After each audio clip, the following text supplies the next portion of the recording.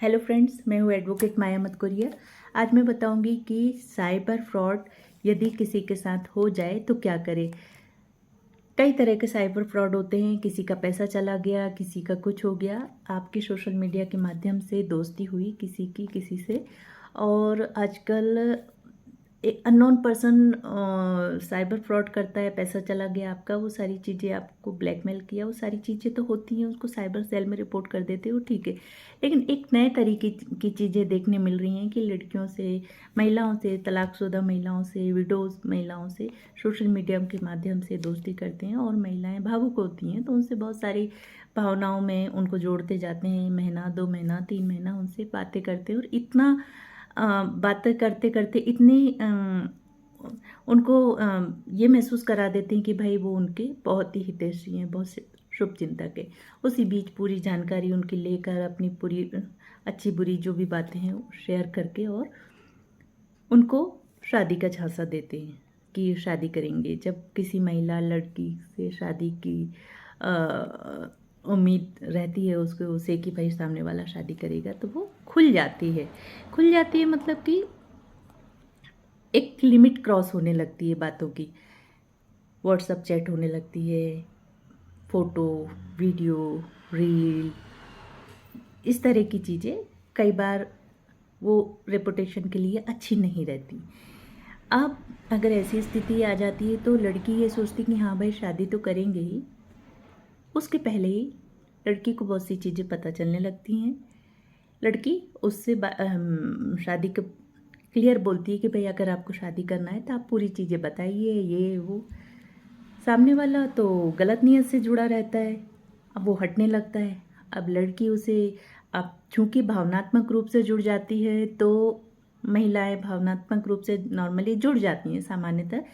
Phone कर रही है, सब कहीं से उसे ब्लॉक कर दिया है, कोशिश कर रही है, वो चूंकि हर्ट हो चुकी है, उसका दिल टूट गया है, मानसिक रूप से परेशान हो जाती हैं लड़कियां कि भाई वो उसका सहारा है, जीवन साथी ढूंढने लगती हैं।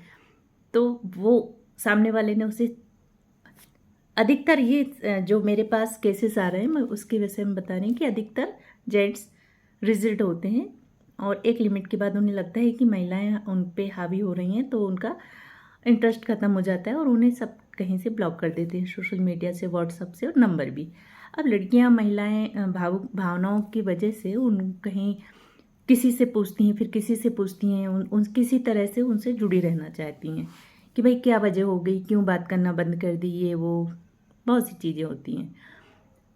अब सामने वाले को लग रहा है कि इरिटेट कर रही हैं, ये है वो, तो एक केस आया मेरे पास कि एक जेंट्स ने क्या किया कि उस लड़की का मोबाइल साइबर में दे दिया कि इस नंबर से मुझे बार बार फ़ोन आते, मुझे परेशान करते, ये वो। अब मैं तंग हो चुका हूँ। पहले दोस्ती थी एक सामान्य, लेकिन अब ये मुझे परेशान कर रही, ब्लैकमेल कर रही, ये वो करके उसकी रिपोर्ट करा दी। उसकी रिपोर्ट कराई, उसका मोबाइल बंद हो गया, उसका सोशल मीडिया सारे बंद कर दिए गए, और उसके जो भी और सोशल मीडिया से उनको हैक करवा कर दूसरों से उनमें मैसेज भिजवाए, और धीरे धीरे करके उसका जब सिम बंद हुआ, उसका बैंक खाता बंद हो गए, उसकी सारी चीज़ें धीरे धीरे, चूँकि उसका रिपोर्ट डल गई थी तो उसको सब बंद हो गया। अब वो परेशान, उसने अपने तरह से प्रॉब्लम बताई। लेकिन यहाँ मैं बोलूँगी लड़कियों को कि अगर आपके ऊपर कोई झूठी इस तरह से एफआईआर दर्ज कराता है या साइबर रिपोर्ट दर्ज कराता है, तो आप अपनी जो चैट हुई है उसके साथ, उसका स्क्रीनशॉट रखें। जितने भी आपके तरफ से जो प्रूफ हैं वो प्रूफ इकट्ठा करके रखें, और अपनी बात संबंधित जो आपके पास में जो थाना है वहाँ पर जाकर उसकी रिपोर्ट लिखाएं। अगर रिपोर्ट नहीं लिख रहे हैं तो आप डायरेक्ट कोर्ट जाकर एक प्राइवेट कंप्लेंट दर्ज करा सकती हैं अपने सारे सबूतों के साथ। और ये सारी चीज़ें होने के बाद भी आपके सिम बंद हो, ये वो नहीं खुलती है, बैंक अकाउंट सीज हो गए, वो नहीं खुलते हैं, आपके सोशल मीडिया ओपन नहीं हो रहे हैं, तो कोर्ट से आपको न्याय मिलेगा। धैर्य रखिए। और ऐसी स्थिति में जेंट्स जो होते हैं उनका कुछ नहीं जाता, उसने तो कर दिए, ऐसा वैसे कम होता है, लेकिन जेंट्स भी कई ऐसे रहते हैं कि जो महिलाओं के ऊपर इस तरह से केस कर देते हैं, महिलाएं परेशान हो जाती हैं कि भाई ये तो इसमें अब क्या किया जाए। कहने का तात्पर्य ये है कि महिलाएं अपने आप को दोषी न माने। आपने जिस भी माध्यम से उनसे बात की है, चैट की है, तो वो सारे ये सबूत इकट्ठा करके रखें और ये दें आप थाने में या कोर्ट में। और अगर आपने सही में परेशान नहीं किया है, जेंट्स ने जिसने भी आपके ऊपर झूठा केस लगाया है और आप निर्दोष पाई जाती हैं, तो फिर आप सामने वाले पर मानहानि का केस लगाइए। डरिए मत। अगर सामने वाले ने आपकी पूरी रेपुटेशन ख़राब करने के लिए इतना बड़ा झूठा केस दायर कर दिया, वो बाद में यदि वापस ले लेता है तो उससे एनओसी लिखवाइए। एनओसी एक होता है कि भाई एक सामान्य से आवेदन में वो लिख कर दे दे एप्लीकेशन में और अपना साइन करके दे दे कि गलतफहमी की वजह से ये सब हो गया था, केस मैं अपना वापस ले रहा हूँ। तो फिर आप वो जो एनओसी और जो उसने राजीनामा किया है वो डॉक्यूमेंट लेकर अपने जो भी सिम बंद हुई है या जो आपका बैंक अकाउंट्स बंद हुए हैं उनको ओपन करवा सकती हैं।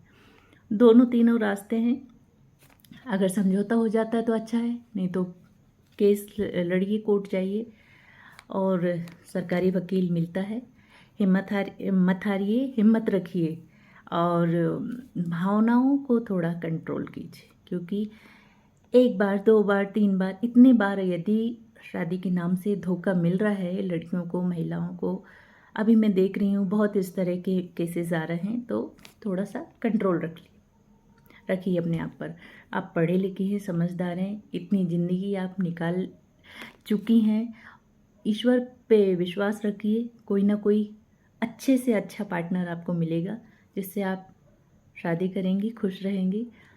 और बहुत सारी महिलाएं हैं जो ये सोचती हैं दुनिया में उनका कोई नहीं है, खासकर विडो या तलाकशुदा। एक जगह से वो छूटती हैं जैसे तैसे, वो जल्दी से जल्दी दूसरा कुछ भी ढूंढ लेती हैं। तो कुछ भी मत ढूंढिए, आप अपने आप को मजबूत कीजिए।